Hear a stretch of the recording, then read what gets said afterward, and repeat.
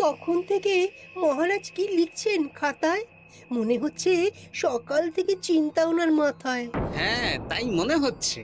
আমাদের সাথে কোনো কথাই বলছেন না, শুধু লিখে চলেছেন। একজন মানুষ মনোযোগ দিয়ে কাজ করছেন আর তোমরা ক্রমাগত বকে চলেছো। না, আসলে মহারাজ কি কারণে চিন্তিত সেটা জানতে না পারলে আমাদেরও চিন্তা হয় বই কি। হুম অর্থ বুঝলে, অর্থ। রাজকোষের অবস্থা খুবই খারাপ, আর সামনেই তো শিবরাত্রি পুজো।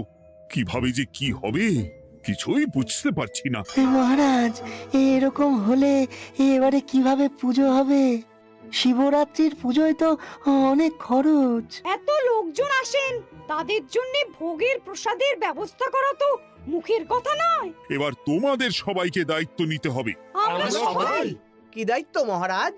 আমি গতকাল তোমাদের রানীমার সাথে এই ব্যাপারে কথা বলেছি। রানীমা কি বললেন মহারাজ? দেখো, তোমরা সব সভাসদেরা যদি মুক্ত হস্তে দান করো আর রাজকোষ থেকেও যতটা সম্ভব অর্থ সাহায্য দিয়ে এবারে পুজো এবং ভোগের আয়োজন তাহলে সুসম্পন্ন করা যাবে। দানের চেয়ে বড় পুণ্যকর্ম আর কি আছে? যে সভাসদ সবচেয়ে বেশি দান করবে তাকে পরে কিছু অর্থ সাম্মানিক হিসেবে দেওয়া হবে। আচ্ছা মহারাজ। তাহলে আজ রাজসভার আলোচনা এইটুকুই রইল, বাকি কথা পরে হবে। বলি গিন্নি, আমি খুব সমস্যার মধ্যে আছি বুঝলে। হ্যাঁ, তোমার তো অর্থের টান ধরলেই আমার কথা মনে পড়ে গো। কি করে বুঝলে? বাবা, বুঝবো না? এতদিন ধরে তোমার সাথে সংসার করছি, তাও বুঝবো না? আমি কি আজকাল আর তোমার কাছে চাই বলো? আমার মা আমার নাম রেখেছিল পার্বতী, আর বলেছিল দেখিস তুই ভগবান শিবের মতন বর পাবি। তোমাকে পেয়েছি, কিন্তু সাথে পেয়েছি অভাব। হ্যাঁ, সে যতই অভাব হোক, মন্ত্রী মশাইয়ের মতো স্বভাব তো নষ্ট করিনি গিন্নি। সেই যে এই চাল চুলোহীন সংসার ছেড়ে চলে যেতুম। হ্যাঁ, বলছি শোনো না, ওই কিছু মোহরের খুব দরকার। এবার মন্দিরে শিবরাত্রির পুজো হবে, কিন্তু মহারাজ তেমন খরচ করতে পারবেন না। তাই কি? তাই আমাদের সব সভাসদদের বলেছেন দান করবার জন্য। এই দেখো, আমার যা গয়নাগাটি ছিল সবই তো বন্ধক রাখা আছে, নইলে বলতাম। আরে বাবা, সে তো জানি, কিন্তু আর কোনো উপায় নেই। কি বলি বলো তো? দেখি কি করা যায়।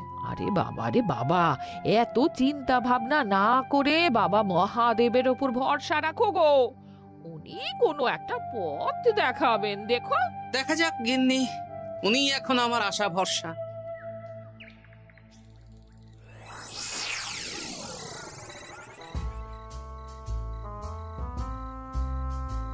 আরে মন্ত্রী মশাই, আপনি তখন থেকে শুধু এদিক ওদিক করছেন কেন বলুন তো? তা কি করব? না, আমরা তো বুঝতে পারছি না আপনার কি হলো। জীবনে অনেক অপমানিত হয়েছি, অনেক মার খেয়েছি, এবার সম্মান চাই। আর কেউ সম্মান না করলেও আমরা কিন্তু আপনাকে বেশ সম্মান করি মন্ত্রী মশাই। তোদের সম্মান আর মহারাজের সম্মানের মধ্যে অনেক পার্থক্য আছে। না, ওই ছোট মুখে বড় কথা বলছি মন্ত্রী মশাই, ক্ষমা করবেন। হ্যাঁ, মহারাজ আপনাকে কেন সম্মান করবেন? সামনে শিবরাত্রি, প্রত্যেক বছরের মতন এবছরেও গ্রামের মন্দিরে রাজবাড়ির তত্ত্বাবধানে পুজো হবে, আর সেই পুজোয় আমাকে দান করতে হবে। তা করুন, আপনার কি অর্থের অভাব নাকি? আরে বাবা, সব অর্থ দিয়েই তো তোদের গিন্নিমার গয়না বানিয়ে দিয়েছি, আমার হাতে আর আছে কই? ও, এই সামান্য ব্যাপার। আপনি মাছের তেলে মাছ ভাজুন।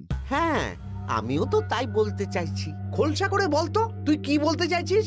মানে আমি বলতে চাইছি, আপনি আমাদের দায়িত্ব দিন, আমরা রাজ্যবাসীদের থেকে চাঁদা তুলবো, ভিক্ষে করব। আরো অনেক কায়দা করে অর্থ উপার্জন করে আপনার হাতে দেব, আর সেই অর্থ আপনি নিজের বলে চালিয়ে দেবেন। ব্যাস, তাহলে তো আমার 90% চিন্তাই মাথা থেকে নেমে গেল। ব্যাস, আর কোনো চিন্তা নেই।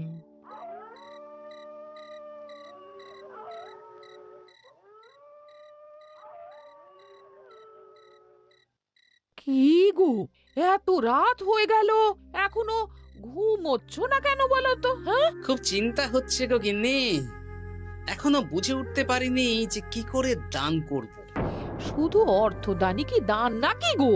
শিব ঠাকুর তো আমাদের প্রত্যেকের মধ্যেই রয়েছেন গো। হ্যাঁ, তা তো তিনি আছেন। তুমি বরং ভক্তদের সহযোগিতা করো। পুজোর দিন ভক্তরা দূর থেকে যাতে মন্দিরে আসতে পারে সেই ব্যবস্থা করো। মন্দির প্রাঙ্গণ পরিষ্কার পরিচ্ছন্ন রাখো। হ্যাঁ, ঠিক বলেছো গিন্নি, এটা তুমি ঠিক বলেছো।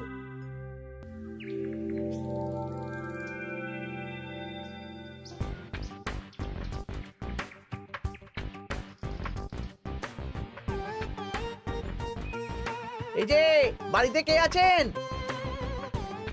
মন্ত্রী মশাই বলুন। তা প্রত্যেক বছরের মতন এই বছরেও তো শিবরাত্রি উপলক্ষে মন্দিরে পুজো হচ্ছে, জানেন তো?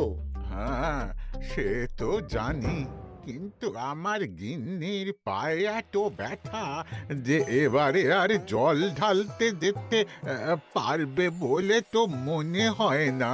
তাতে কি, আপনি দান করুন, বাবা দূর থেকে আশীর্বাদ দিয়ে দেবেন। দান? তা কিসের দান? এত ধুমধাম করে পুজো হবে, তার দান। এ কি, এতদিন ধরে মন্দিরে তো দান দেওয়ার কোনো ব্যাপার ছিল না। এবার আছে। দান করা সবচেয়ে বড় ধর্ম। আহ, আমরা বুড়ো বুড়ি খুব অল্প অর্থে সংসার চালাই। আমাদের ছেলে যেটুকু পাঠায় তা দিয়েই চালাই। আমরা আর কি দান করব মন্ত্রী মশাই? দরকার হলে কদিন না খেয়ে থাকবেন, বাবার নামে উপোস করবেন, আর যে দান করবে না আমি তাকে এই রাজ্যে থাকতে দেব না। ওরে বাবা রে, দিচ্ছি দিচ্ছি দিচ্ছি।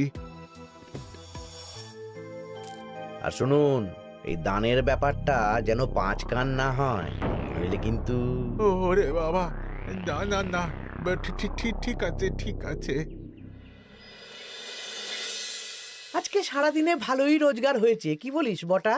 হ্যাঁ, কালকে আবার সারাদিন চাঁদা তোলা হবে। চাঁদা নয়, বল চাঁদার নামে দান তুলছি। হ্যাঁ, আর যা ভয় দেখাচ্ছি, কেউ ভয় মুখ খুলবে না। এই তো যাই, এরকম চলতে থাকলেই আমাকে সেরার সেরা দানি হওয়া থেকে কেউ আটকাতে পারবে না।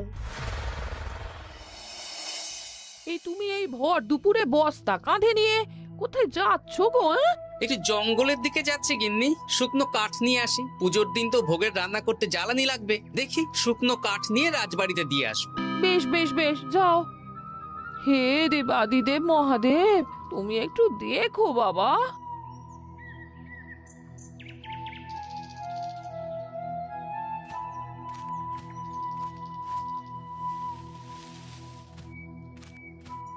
আরে আরে, নগেন খুঁড়ো না, এই সময় কাঠ কুড়োচ্ছ কেন? কি আর করব গোপাল, কাঠ কুড়িয়ে নিয়ে যাচ্ছি, এবার এগুলো হাটে বেচবো। সে কি গো, তোমার ছেলে তো শহরে চাকরি করে বলেছিলে, এ মাসে সে অর্থ পাঠায়নি?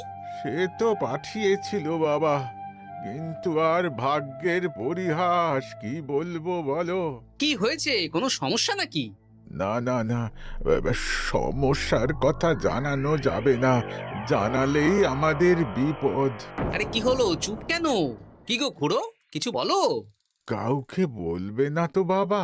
না না, বলো না, আমি কাউকে বলবো না, আমাকে বিশ্বাস করতে পারো। আসলে আজকে সকালে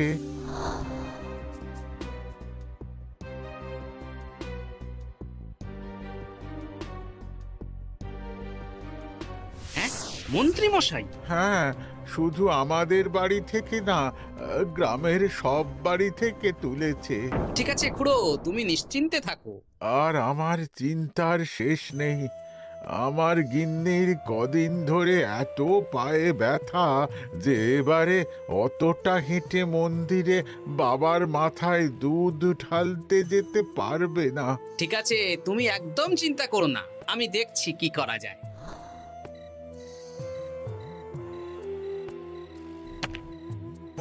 প্রহরী, এটা ভাড়ার ঘরে রেখে দিয়ে এসো।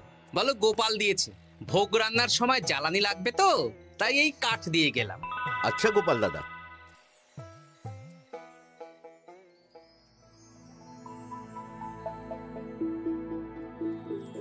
তারপর সবাই কিছু অর্থের যোগান করতে পারলে মহারাজ, আমি 5 মোহর অর্থ সাহায্য করতে চাই। আমিও 5 মোহর মহারাজ। বেশ। গোপাল? মহারাজ, এখন আমার হাত একদম খালি, তাই আমি অন্যভাবে সহযোগিতা করার চেষ্টা করছি। কিরকম? এই তো গতকাল আমি 1 বস্তা কাঠ দিয়ে গিয়েছি, আজকে আরো দেব। তারপর আগামীকাল মন্দির চত্বর পরিষ্কার করব, আগাছা পরিষ্কার করব, পুজোর দিন ভিড় সামলাবো, যারা দূর থেকে আসবে তাদের একটা গরুর গাড়ি করে নিয়ে আসবো। আচ্ছা, বেশ বেশ, কর। মন্ত্রী? মহারাজ, এই নিন।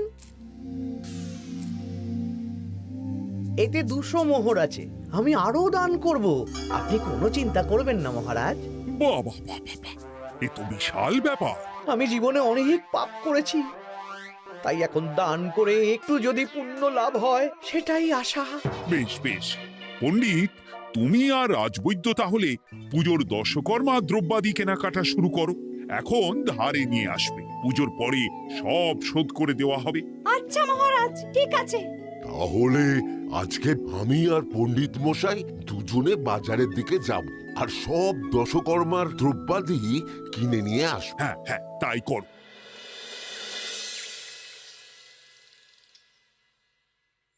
এই ঘটা পুঁটির বাবা একটা কানা করিও চাঁদা দেয়নি। হ্যাঁ, আমার মাথায় একটা বুদ্ধি আছে। কি বুদ্ধি? দেখ, ওদের বাড়ির বাইরে একটা শাড়ি ঝুলছে। শাড়িটা দেখে খুব একটা ওই পুরানো মনে হচ্ছে না। ওটা হাত সাফাই করে বাজারে বেচে যা অর্থ পাবো সেটাই মন্ত্রী মশাইকে দেব, তাই তো? একদম তাই।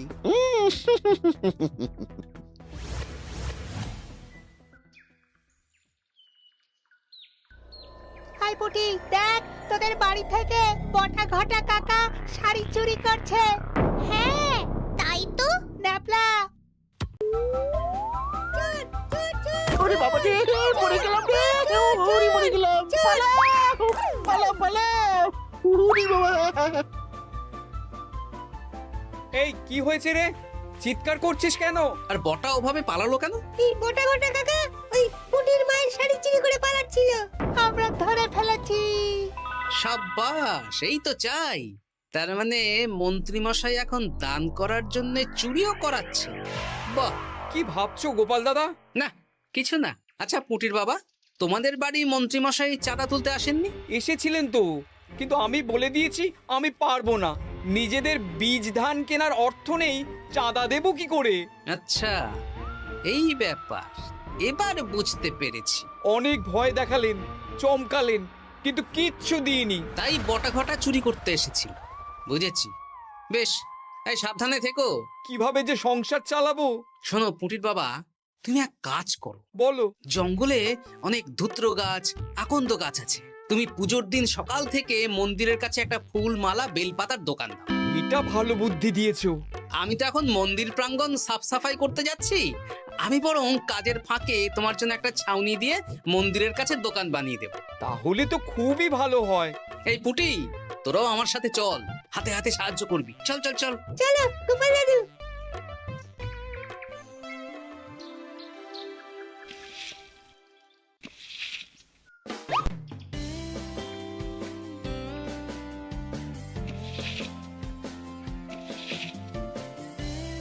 দাদু, এই জায়গাটা গর্ত আছে, তাই মাটি নিয়ে এলাম। এই তো বুদ্ধিমান ছেলে, এবার ঢেলে দে। ব্যাস, এখানটা এবার ঠিক হয়ে গেল। দেখি এবার মন্দিরের পিছনের দিকটা একটু পরিষ্কার করে দিই।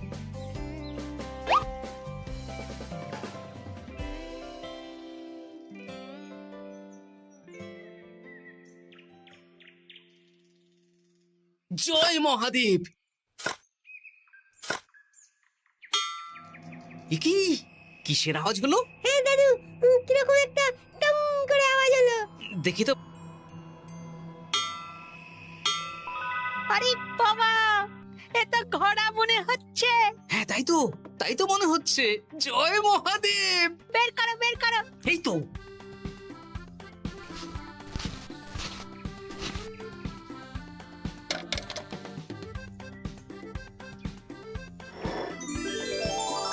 ও দাদু, এ তো সোনার মোহর। জয় মহাদেব।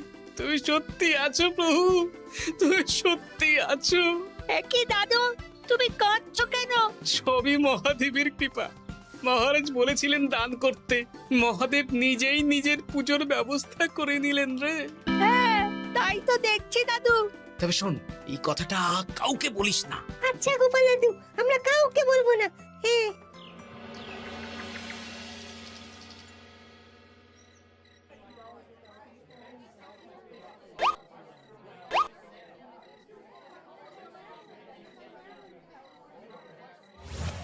এবার আগামীকাল পুজো।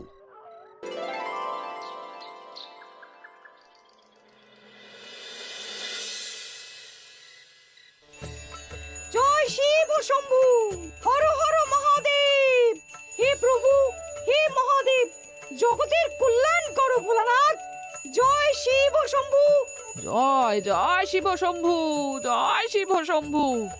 বাবা দেখো বাবা, বাহ বাহ বাহ বাহ, এই তো সব ভালোই হচ্ছে। ভালো তো হবেই মহারাজ। আমি যা দান করেছি, পুজো পাঠ এবারে ধুমধাম করে হবে। দান করে অত অহংকার করতে নেই মন্ত্রী। এক হাতে দান করলে আরেক হাতকে জানাতে নেই, বুঝলে? বুঝেছি মহারাজ।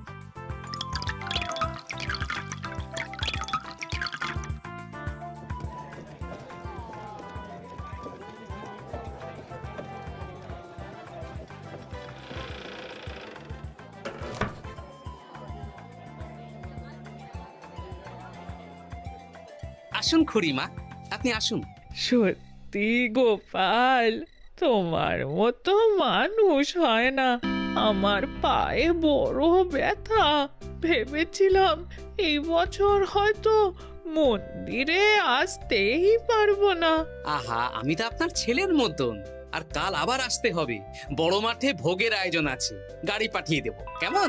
বেঁচে থাকো বাবা, বেঁচে থাকো। দেখো দেখো গোপালকে দেখো, ও হয়তো অর্থ সাহায্য করেনি, কিন্তু অন্যভাবে কত সাহায্য করছে। এই মন্দির প্রাঙ্গণ থেকে সব আগাছা পরিষ্কার করেছে।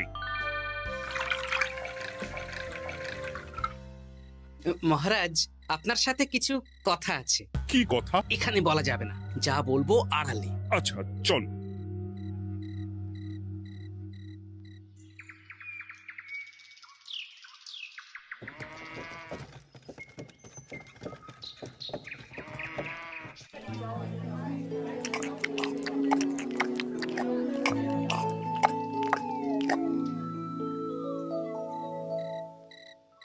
আজ সান্ধ্য সভায় সবাইকে আমি ডাকলাম, তার একটাই কারণ। কি কারণ মহারাজ? কি বলবেন আজ?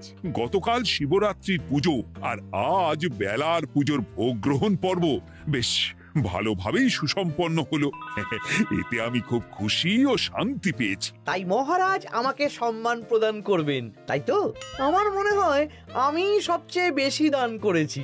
না, তুমি তো কোনো নিঃস্বার্থ দানই করনি। মানে আমি যে কত মোহর দিলাম। ওগুলো তো লোকজনকে ভয় দেখিয়ে দানের নামে চাঁদা তুলে দিয়েছো। সেরেছে, সব জেনে গেছেন। হ্যাঁ, সেই জন্য সম্মান নয়, তোমাকে শাস্তি দেওয়া হবে। ওরে বাবা রে, ভুল হয়ে গেছে, ভুল হয়ে গেছে। ক্ষমা করুন মহারাজ, ক্ষমা করুন। এসব ক্ষমার অযোগ্য ভুল। যাই হোক, মহাদেবের কৃপায় মহাদেবের পুজো হয়েছে। তুমি যে অর্থ লোকজনের কাছ থেকে তুলেছিলে সেটা লোকজনের মধ্যেই বিলিয়ে দেওয়া হবে। তাহলে পুজোয় যা খরচ হলো তার বকেয়া কিভাবে মেটাবেন? সেটার ব্যবস্থা তো স্বয়ং মহাদেব করেছেন মন্ত্রী মশাই। হ্যাঁ, মহাদেব কিভাবে? আমি একদিন বিকেল বেলা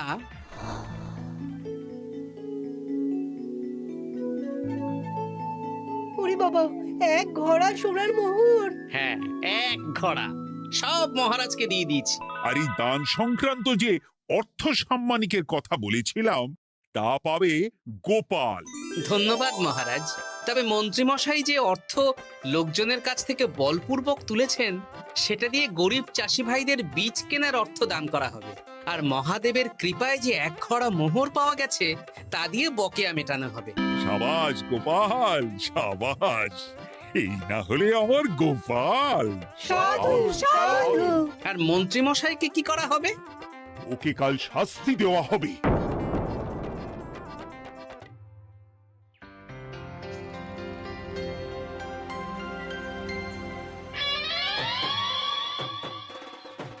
ও মহাদেব, ও শিব ঠাকুর, আমাকে ক্ষমা করে দিন, ক্ষমা করে দিন আমাকে। ওসব না বলে একবার কান ধরে উঠবস করুন আর একবার করে বলুন জয় মহাদেবের জয়। জয় মহাদেবের জয়, জয় মহাদেবের জয়, জয় মহাদেবের জয়। সবই মহাদেবের দান। তো গাইস, আজকের ভিডিওটা তোমাদের কাছে কেমন লাগলো তা অবশ্যই কমেন্টে বলে দেবে। আর হ্যাঁ, মন্ত্রী যে গোপালের কাছে নাস্তানাবুত হলো, তো সেটা তোমাদের কাছে কেমন লেগেছে সেটাও কমেন্টে বলে দেবে। আর যদি পরবর্তীতে এরকম আরো মজার মজার গোপাল ভিডিও দেখতে চাও, তাহলে অবশ্যই চ্যানেলটি সাবস্ক্রাইব করে দেবে আর ভিডিওতে একটা টকাশ করে লাইক করে দেবে, ঠিক আছে?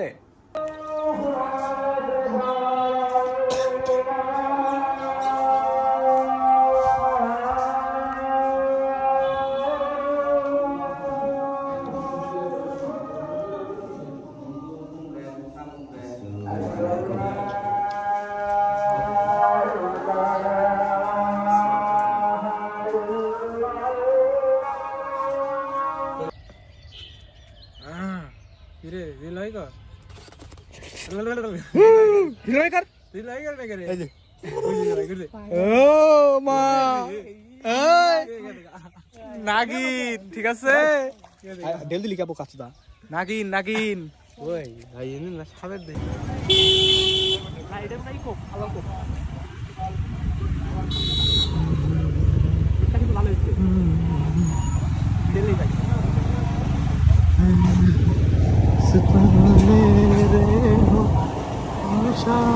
বাবা বলতে গাড়ি খারাপ হয়ে গেছে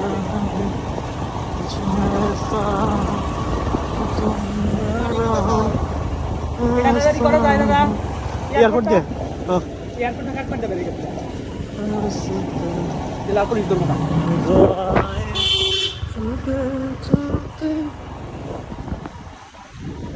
এখন কম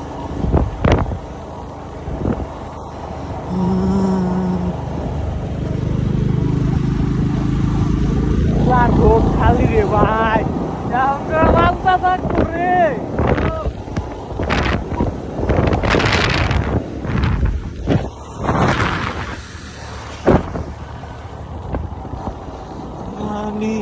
মারুম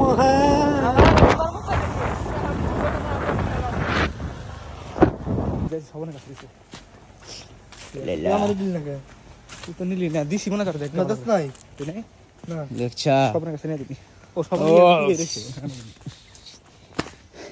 বাস যা ও নো তেরি হুদা মাথা পগাই দে চা না লাগা তুই তোর বেনো করে দিছি দে আমি কাম করি নো এখন আমি কো কাম করুম দুই বন্ধু আছে এখন বর্তমান না না না ফোনটা সব পাট খেতে না দেন ফোনটা সাত পুরান হইছে এই ভিডিওটা যদি খেলে আমার কাছে না হেরে তোরে তো আমি খাইছি এর ভিডিও এই ভিডিওটা যদি তুই আমার কাছে না দেস তোর খবর আছে ধর সে করা কে হানি